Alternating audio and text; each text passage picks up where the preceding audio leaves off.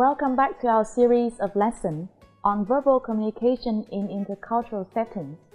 This lesson is brought to you by the University of Languages and International Studies. I hope that you will enjoy it. For today's lesson, we will answer the question, how to facilitate verbal language or speech acts in classroom context. Before going to a specific example, I want you to look into the speaking part of our new English textbook, grade 10, 11, and 12. The table you are seeing now is the range and distribution of speech acts presented in English 10, English 11, and English 12. Firstly, findings indicates that the textbook under inquiries and their accompanying materials tended to cover a good variety of speech acts. The table shows a total number of 27 speech acts that were taught and practiced in the 3 books and their accompanying workbooks, ranging from basic conversational skills such as opening and closing a conversation to more challenging ones such as expressing agreement and disagreement, requesting, apologizing, and so on. Among the 3 books, English 10 presented more speech acts than both English 11 and English 12. The fact that some of the speech acts recurred across the 3 books suggested that learners were given opportunities to practice and revise them all over the years. However, when looking more closely at both groups of recurring and non-recurring speech acts, it seemed that their distribution across the book was neither patterned nor soundly justified. For instance, one would wonder what would make opening a conversation more challenging than closing a conversation, such that the former speech act was practiced at all 3 grades levels, while the latter was not. Also, there did not seem to be any sound reason why such a highly formulaic speech act as responding to thanks was introduced much later than some other speech acts whose realization might require a higher degree of linguistic complexity and pragmatic sophistication. For example, advising, suggesting, complaining, disagreeing, declining an invitation or a suggestion, requesting and responding to a request. Now let's take the speech act agreeing into consideration. As you can see from a typical example above, a majority of speech acts were taught and practiced out of context. That is, there was no explicit information about the relationship between the speakers. For example, how close they feel to one another, or how likely that one can impose one on the other. Nor was there a description of the contextual variables that might help to judge the degree of imposition on the speech acts involved. In some other cases, the relationship between the speakers could be inferred from their roles. For example, the customer and salesperson, father and son, patient and doctor.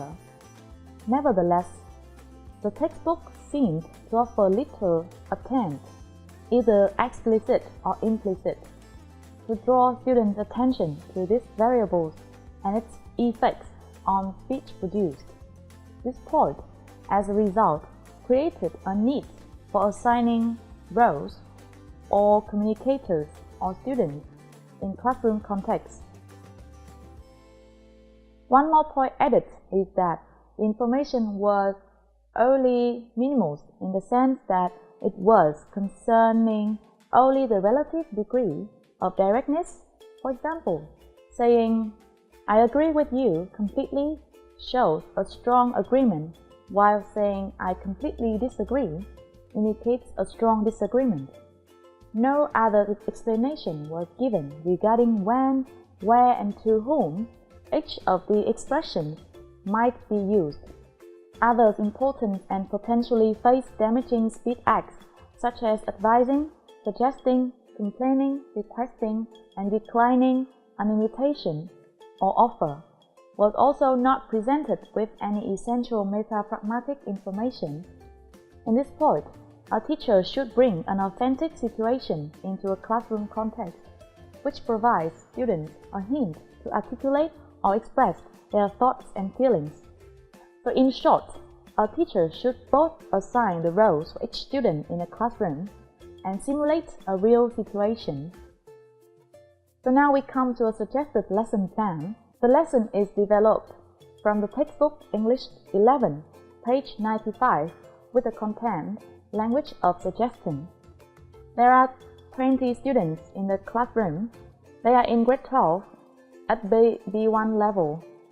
The methodologies applied in this lesson is PPP, presentation, practice, and production. This lesson is taught in 50 minutes. The first stage is presentation.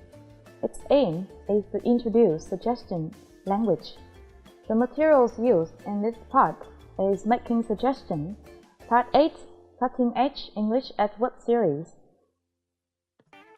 With the step 1, the teachers let students listen to a conversation and note down all the ways to express suggestion. With the step 2, the students will watch the video and check their work.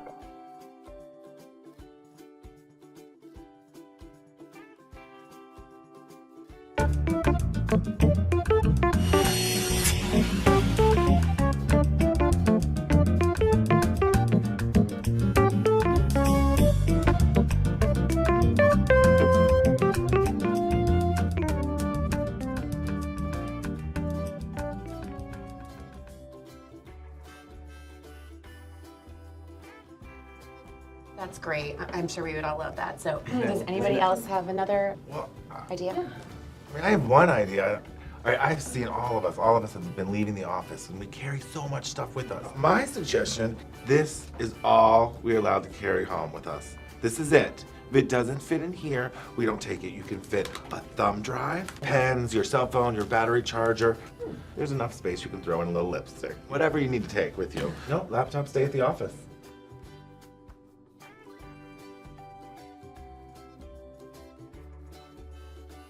You know what, Sanjay? Maybe if you brought a happy attitude to work, we'd really care about you.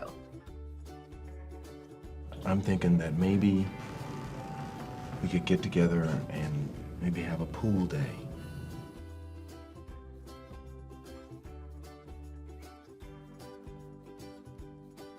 Steve, why don't you give us a quick grand presentation? Sure.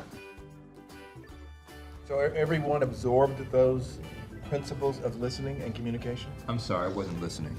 Why don't we go through an exercise and pair up? Steve, Michael, give us an example of having a conversation where one does listen, one doesn't listen. All right, well, you guys, why don't we check in next Tuesday? Let me know how it's progressing, and get rid of that. My throat is closing up. Okay.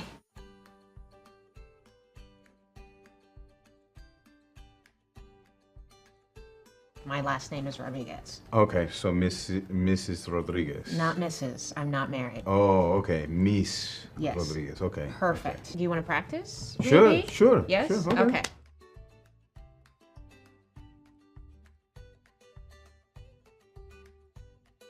I accept your apology. That's where we were. We were at your apology, and I accept your apology. Right, and now how about you try to make an apology that's somewhat sane and normal?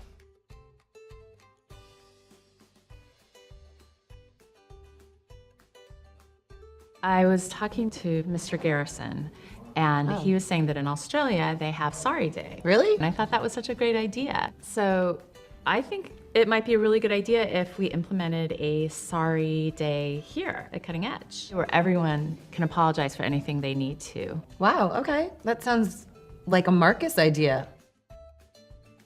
And then with step 3, the teachers point out those discourse markers and put them in a list. In the second stage, it is practice. It aims to help students be aware of those discourse markers in their speaking. The activities which is used hear a sentence making. Teachers play a song. Students pass a pen to their friends. When the song stops, this student has to make a sentence with a suggested discourse markers above. Teachers could pick the discourse marker for the student. After 5 seconds, if student couldn't make a sentence, he or she has to answer the question from teachers non-stop in 1 minute. Teachers facilitate the game until he or she thinks that student could apply most of those discourse markers in their speaking. The last stage is produce. Its aim is for students to put the language in context. The first step, teacher will show a short, thought-provoking videos. The materials is being used. Here's a short video from with the topic 7 most thought-provoking advertisement. Teachers let the student to watch the video and then ask them, what do you think about this video? Is this situation common in Vietnam? Then, the students instruct the topic for the discussion, which is, should the girls be allowed to go to school? The next step, the teachers assign roles for the students. He or she should divide the class into 2 groups. With Group A, the student acts the role of Papa, and Group B acts the role of daughter. And then teachers explain the procedures of this activity. With the group of Papa, please think about the reasons you don't want your daughter to go to school. And with the group of daughters, please find the way to persuade your Papa. Each team will discuss in 10 minutes. During the time of discussion, students should divide Group A and Group B into 2 smaller groups so that it is easier for students to join the discussion. After the conversation, teachers will ask students, does your father change his mind? To see whether the communication is successful or not. In the last step, teachers then pick some pair to act and give them some comments if necessary. At the end of the lesson, teachers summarize the lesson. And that's an example of teaching speed acts in classroom. This is the end of our lesson today. I hope that this lesson has provided you some guidelines for your teaching practices. Thank you for listening.